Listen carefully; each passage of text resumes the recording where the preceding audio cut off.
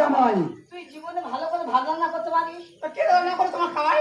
হ্যাঁ, কে রান্না করে তুই খাওয়ায়? বাবুর বাড়ি কাজ যাই বলতি? হ্যাঁ। বাবুর বাড়ির কাজে কত জ্বালা জানিস? কি জানা? বাবুর মেয়েরা বলবে হ্যাঁ আমাদের একটু চা করে আনো, দেবো।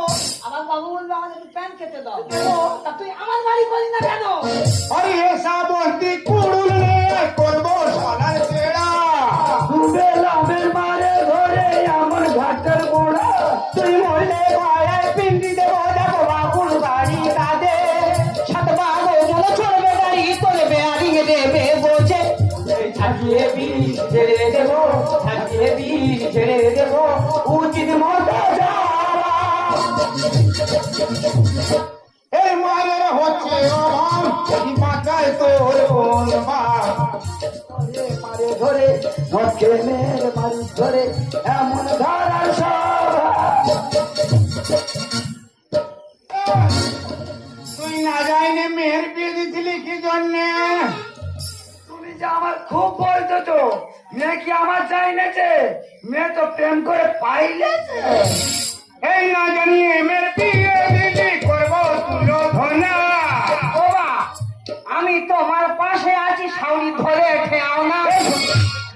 গল্প শোনো, শোনো আমার কি হচ্ছে দেখো। কেন তুমি স্বামী তোমার কথা শুনে না? আমার ভাগ্যে ছিল, এটা মায়ের দোষ নেই। এই ভাগ্যে আমার এটা ছিল, মায়ের কি দোষ? না জেনে শুনে করলে বিয়ে হয় এমন আফসোস। কি হয়েছে?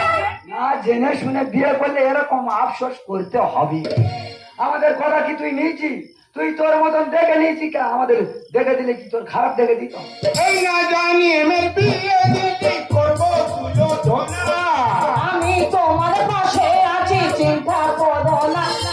এই ভাগ্যে আমার এটা ছিল, মায়ের কি দোষ? না জেনে ও তোমার ইচ্ছায় পালিয়ে গিয়েছিল তোমার সঙ্গে, আমাদের কথা না ভেবে। তাই তুমি বাবা আমার মেয়েটাকে সুখে রাখো, ভালো রাখো। কিন্তু আমাদের যা বিষয় সম্পত্তি সব তোমাকে দিয়ে দেবো। আমরা চাইবো বাবা মা আজকের যুগে আমার সন্তানরা সুখী হবে।